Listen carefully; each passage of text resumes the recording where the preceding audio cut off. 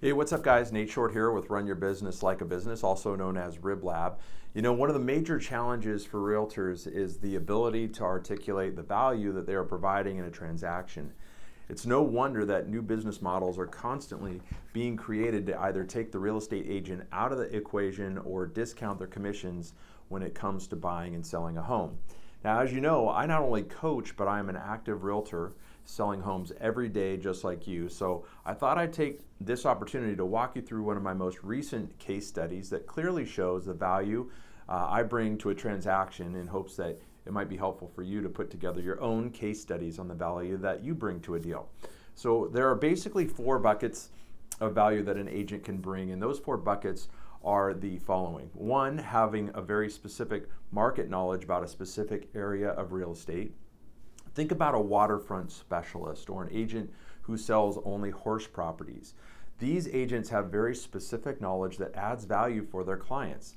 For me, I specialize in a neighborhood of Seattle called Clyde Hill. The prices can be all over the board, and values are determined by the street, the view, quality of construction, and a host of other variables very specific to that neighborhood.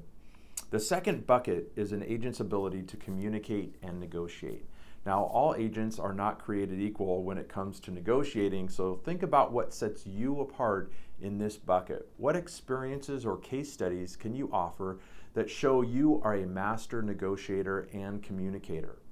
The third bucket is service, and that starts with answering your phone and being available, but it also begs the question of how are you different from your competitors when it comes to service, and how does that translate to more money in your client's pocket, a less stressful experience, or protection when something goes wrong?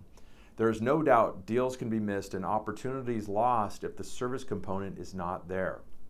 Now, the last bucket, the fourth bucket, is what I call knowledge of the process and command of the contracts.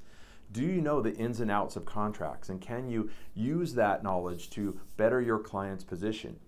So if you're an agent out there looking to get better at articulating your value, first look at your past transactions and then identify which bucket and specifically what did you do to provide value. Of course, we teach you how to do all this in our classes, but just to show you the structure of how I do this, I thought I would take a recent case study and actually show you what I mean. So here's a case study that I recently closed in, and in this case study, I can show multiple ways that I added value.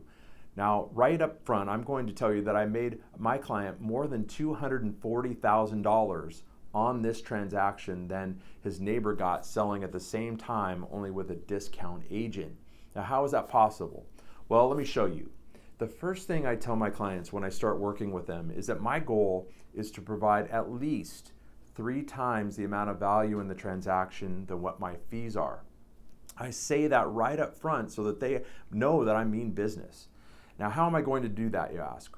Well, let me show you. The first is I set the stage and I explain a particular situation. So here we have 2 homes that are next door to one another. And the one on the left is the home that I sold. The one on the right was sold by a Redfin, a discount brokerage. Now, the Redfin listing was listed first on May 3rd, while my listing came on July 19th. So I did have the advantage of seeing this home before my listing came on the market. Now, both homes were built around the same time, were about the same size, had the same exact bedroom and bathroom count, similar lot sizes, and both started at the same list price. So what happened? Well, the biggest differences were the following. First, we staged the home by bringing in over $2,000 of staging items designed to lighten, brighten, and make our home look more livable. Second, we took professional photos by an expert photographer who specializes in luxury properties and has a keen eye for how to present the home.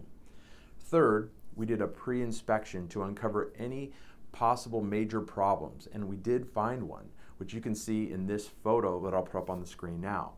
This gave us an opportunity to be proactive on the problem and create a way to handle it. So just to give you an idea, this was about a $5,000 investment up front with all those things combined. In contrast, our competitor next door did none of these things. So now that we know the situation with both homes, let's look at the results. My listing ended up selling in 42 days at $2,375,000.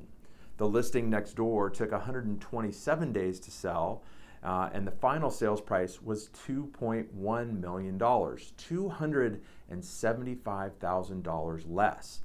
So what was the real difference? Well, first we prepped the house better to begin with, doing professional staging and really high-end photography, not the kind you get for $200 or $300. We also did a pre-inspection, which helped us anticipate and react to an issue in the crawl space prior to listing. Next, we priced the home closer to the market value, which resulted in a faster sale and better negotiating leverage. Don't kid yourself, there is definitely a cost to sitting longer on the market, and that usually results in a lot lower selling price as well as significant additional carrying costs. And by the way, both homes were actually vacant. Time on the market in this case study resulted in about $17,000 of more cost for the home next door. As far as price reductions, well, we did 0 price reductions. The home next door had 5. And the first 3 were only in $50,000 and then $25,000 increments, which was clearly not enough to get the job done, costing that seller time and money.